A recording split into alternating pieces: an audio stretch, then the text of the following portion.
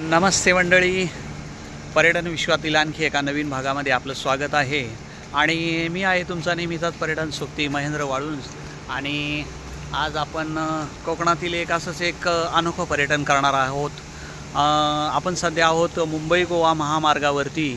आणि मुंबई गोवा महामार्गावरती आपण ज्यावेळेस संगमेश्वरला येतो त्यावेळेस संगमेश्वरला आल्यानंतर आपल्यासाठी मी एक उपयुक्त माहिती आपल्यासमोर सादर करत आहे।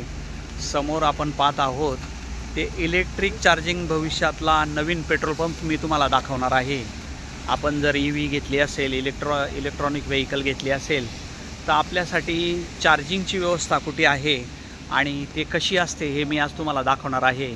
आता आपण आहोत संगमेश्वरमधील धामणी या ठिकाणी। आणि या ठिकाणी आपल्याला EV चार्जिंगची सुविधा उपलब्ध करून देण्यात आलेली आहे। आणि समोरच आपण जो पाहत आहोत तो DC फास्ट चार्जर आहे आणि त्याची क्षमता 60 किलोवॅट आहे। त्यामुळे आपली गाडी इथे आल्यानंतर अगदी 1-2 तासामध्ये अगदी फुल चार्ज होऊ शकते। आणि इलेक्ट्रॉनिक गाड्यांसाठी ही चार्जिंगची नवीन व्यवस्था इथे उपलब्ध करून देण्यात आलेली आहे। हा व्हिडिओ मुद्दामून मी आपल्यासाठी शूट करत आहे। ज्यांनी नवीन EV गाड्या घेतल्या असतील त्यांच्यासाठी ही उपयुक्त माहिती।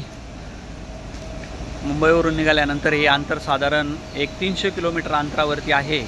आणि प्रत्येक CNG गाडीला किंवा इलेक्ट्रॉनिक गाडीला CNGच म्हटलो, इलेक्ट्रॉनिक गाडीला 300-350 किलोमीटरचं ॲव्हरेज असतं। आणि आपण गोवा हेवरती असाल तर इथे आल्यानंतर आपल्याला चार्जिंगची व्यवस्था आहे। बाजूलाच छानपैकी आपल्यासाठी ड्राइव्ह इन नावाचं एक सुंदरसं हॉटेल आहे जिथे आपण जेवण करू शकतो। अतिशय उत्तम प्रकारचं असं जेवण इथे भेटतं आणि तेवढ्या वेळामध्ये आपली गाडी देखील चार्ज होऊ शकते। बाजूलाच पेट्रोल पंप देखील आहे किंवा CNG पंप देखील आहे। आणि इथे एकदा जर चार्ज केली तर आपण अगदी गोव्यापर्यंत, पुढे गणपतीपुळे किंवा पुढच्या कोकण प्रवासासाठी आपण सज्ज होऊ शकतो। इलेक्ट्रॉनिक DC फास्ट चार्जर आणि ज्याच्यासाठी आपण हा व्हिडिओ चित्रित केला पहा। आता आपल्यासमोरच एक टाटाची हॅरियर गाडी चार्जिंगसाठी आलेली आहे। आणि आता इथे ही गाडी चार्जिंग करण्यात येईल। लोकांची सुविधा, भविष्यातील नवीन पेट्रोल पंप।